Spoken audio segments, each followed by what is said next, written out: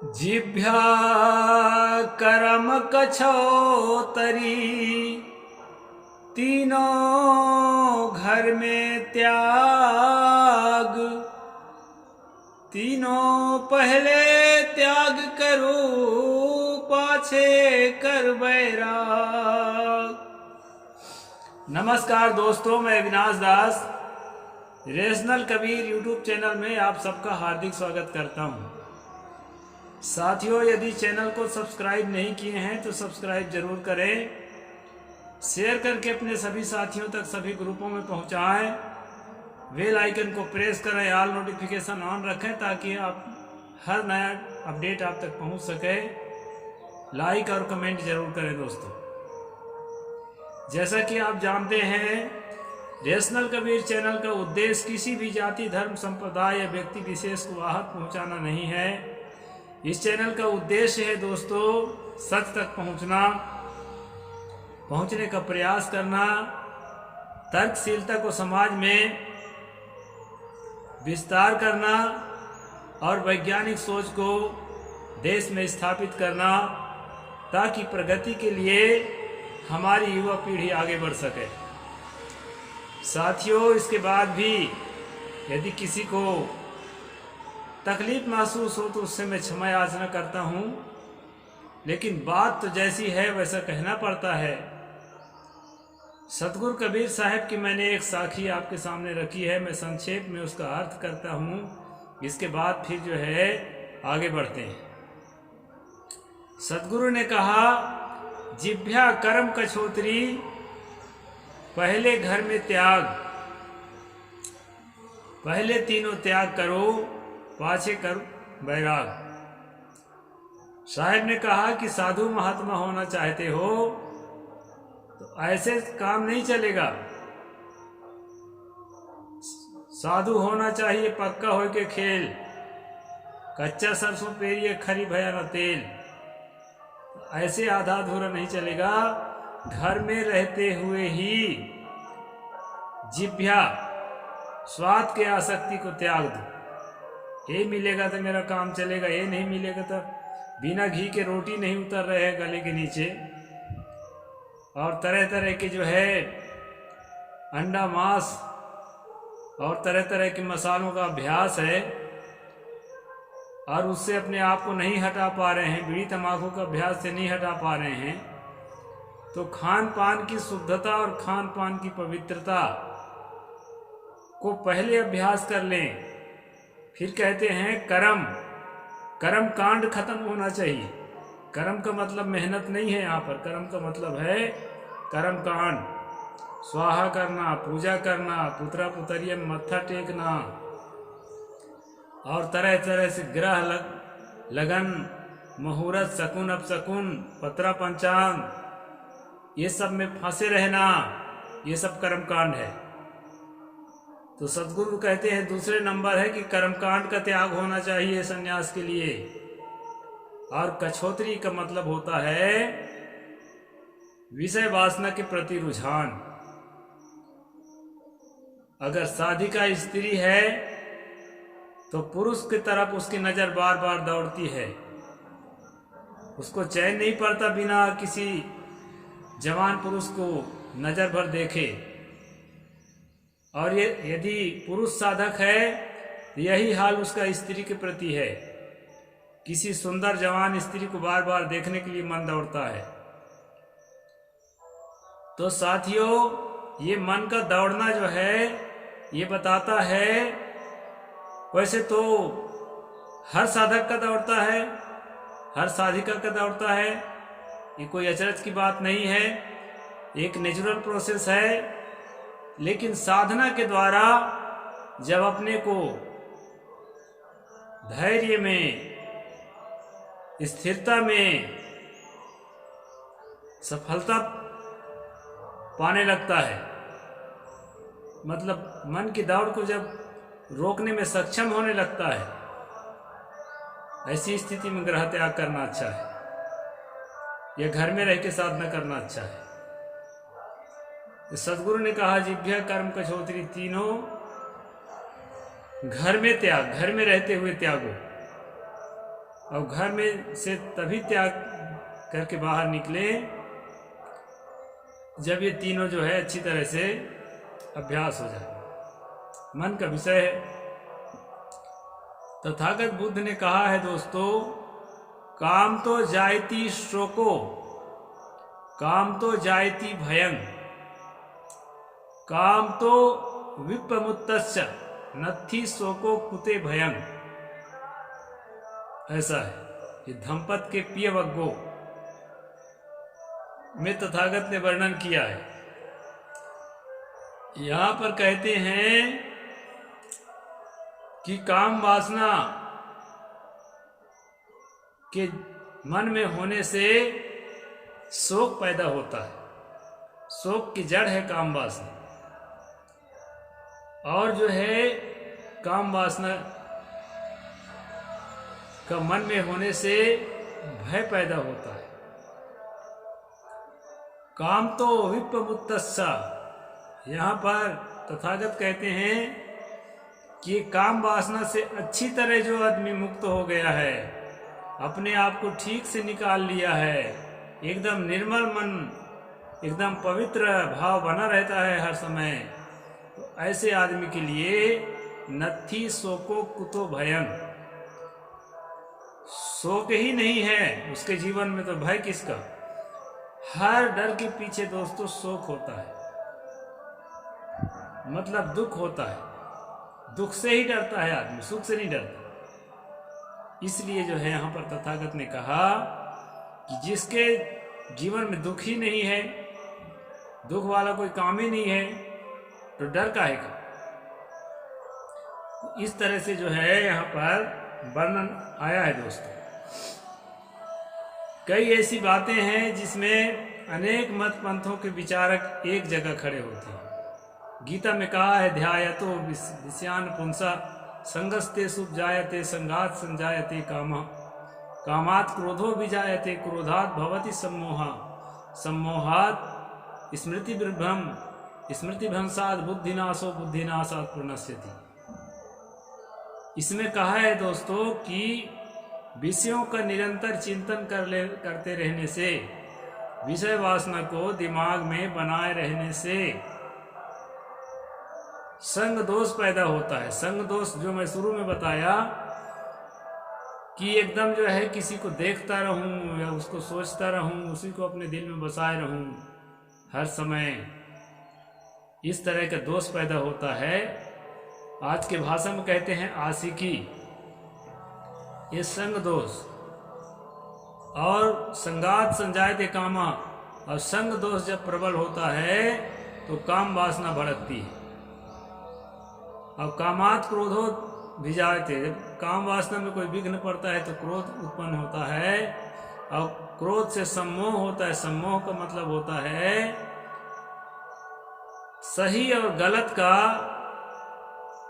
समझ नहीं होना। मैं क्या करने जा रहा हूं, मुझे क्या करना चाहिए, मुझे क्या नहीं करना चाहिए, इसके प्रति बेपरवाह हो जाना। दिमाग ही नहीं पहुंचता, सोच ही नहीं पाता आदमी कि मैं क्या करने जा रहा हूं। इसको सम्मोहा कहा गया है।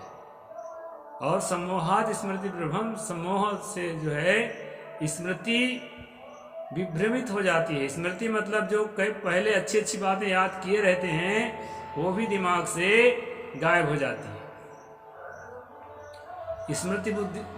स्मृति के नष्ट होने से बुद्धि नाश हो। बुद्धि जो निर्णय लेने की शक्ति है आपके मन में, वो बुद्धि जो निर्णय लेने की शक्ति है, आगे की योजना बनाने की शक्ति है, वो नष्ट हो जाती है। अब बुद्धि नाशात प्रणश्यति, इसके बाद जो है उस आदमी का सर्वनाश रखा रखाया है, ये गीता भी कहती है।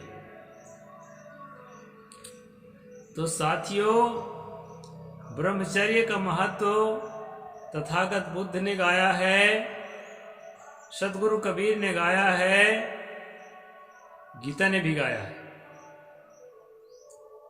हम आज के प्रसंग पर चलते हैं कि ये माना जाता है कि शिव जी जो है काम को भस्म कर दिए थे। राम कथा में बालकांड में जो है रामचरितमानस में भी आया है कि काम को उन्होंने भस्म कर दिया था। तो दोस्तों, काम को भस्म करने का मतलब है निष्काम हो जाना,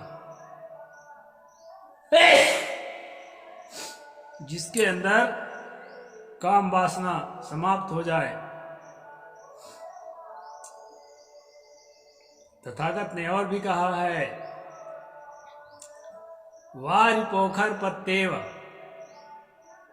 आरग्गारि सासपो यो न लिप्पति कामेषु तमहं ब्रूमि वामणो। इसका मतलब है दोस्तों, मैं उसको ब्राह्मण कहता हूँ, उसको श्रेष्ठ कहता हूँ जो जिस प्रकार के कमल के पत्ते में पानी नहीं ठहरता है और आरी के नोक में सरसों का दाना नहीं ठहरता है, उसी प्रकार जिसके दिलो दिमाग में काम वासना नहीं ठहरती, उसी को मैं ब्राह्मण कहता हूँ। ऐसा जो है तथागत ने कहा है। तो मन को साधने की जो परंपरा है सभी मत पंथ के साधकों में पाया गया है।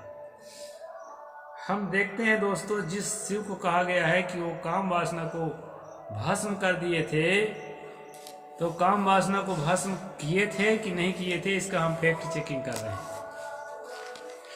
अभी हम पहुंचे हैं दोस्तों 46वां सर्ग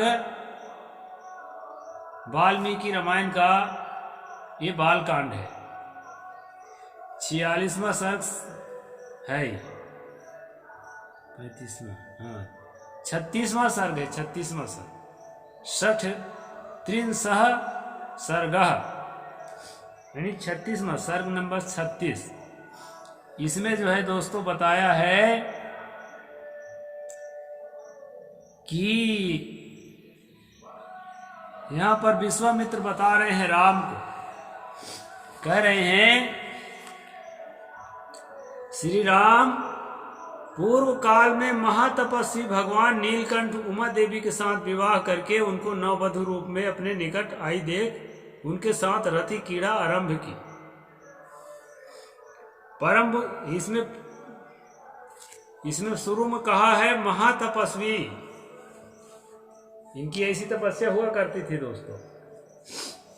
वो रति क्रीड़ा आरंभ किया, यानी संभोग आरंभ किया। तस्य संक्रीडा नस्य महादेवस्य धीमतः शिशकंठस्य देवस्य दिव्यम वर्ष शतम गतम। यहाँ पर बताया है कि परम बुद्धिमान महान देवता भगवान नीलकंठ के उमा देवी के साथ क्रीड़ा विहार करते 100 दिव्य वर्ष बीत गए, यानी 100 साल तक जो है वो लगातार संभोग करता रहा उमा देवी पार्वती के साथ। न चापि तनयो राम तस्यामासीत परम तपा सर्वे देवा समुक्त्वा पिता महापुरोधगमा। शत्रुओं को संताप देने वाले श्री राम इतने वर्षों तक विहार करने के बाद भी महादेव उमा देवी के गर्भ नहीं ठहरा। पार्वती को बांझ न कहिए, ईश्वर न कहिए भिखारी, जो कहा है बीजक में कबीर साहब ने, वो यह बात यहाँ आके सिद्ध हो गई। 100 साल तक लगातार एक ही पीरियड संभोग करता रहा अपने पत्नी से, लेकिन जो है संतान उत्पन्न नहीं हुआ। यह देखकर ब्रह्मा आदि सभी देवता उन्हें रोकने का उद्योग करने लगे। अब बताओ भला ये क्या कर रहे हो आप अंकल जी, ऐसा आपको नहीं करना चाहिए। उसको रोकने लगे। उन्होंने सोचा इतने दीर्घ काल के पश्चात यदि रुद्र के तेज से उमा देवी के गर्भ से कोई महान प्राणी प्रकट भी हो जाए तो उसको तेज को कौन सहन करेगा। यह विचार कर सब देवता भगवान शिव के पास जाकर के उन्हें प्रणाम करके वो बोले, इस लोक के हित में तत्पर रहने वाले देव देव महादेव देवता आपके चरणों में मस्तक झुकाते हैं, इससे प्रसन्न होकर आप इन देवताओं पर कृपा करो। यानी उसको संभोग करने से रोकने के लिए सभी देवता जो है जाके विनय कर लगे, ब्रह्मा आदि। और दोस्तों कहानी बहुत है, यहाँ खास बात मैं इसलिए स्ट्रीम में इसको शामिल किया हूँ कि जो ब्रह्मचर्य की शिक्षा दे और जो महातपस्वी कहा है तो कहा सकता है, लेकिन जो है उसके जीवन में भी वैसे आचरण होना चाहिए। तथागत बुद्ध ने ब्रह्मचर्य की शिक्षा दिया है। जब से उन्होंने गृहस्थी से अलग हुआ तब से ब्रह्मचर्य का जो है पूरा कटिबद्ध होकर के पालन किया। और कबीर साहब तो शुरू से आखिरी तक पालन किया। कुछ लोग उनको भी संसार में जोड़ते हैं जोड़ने को, लेकिन अपने भूल बस जोड़ते हैं। तो साथियों, जैसी कथनी वैसी करनी, यहाँ शिव जी का नहीं दिखाई पड़ता। और जो लोग कहते हैं कि त्रिकालदर्शी हैं और जो है कहते हैं कि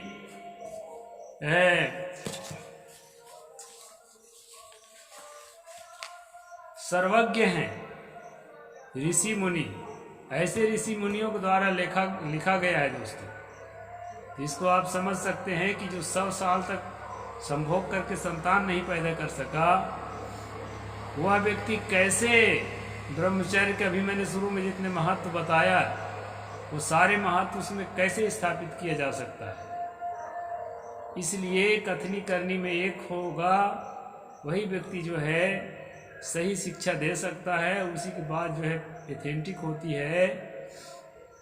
इसको मैं जानकारी के लिए शामिल कर दिया दोस्तों।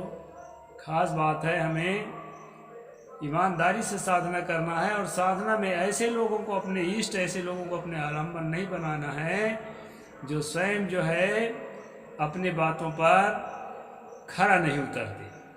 साहिब बंदगी, जय जोहार, जय भीम, जय भारत।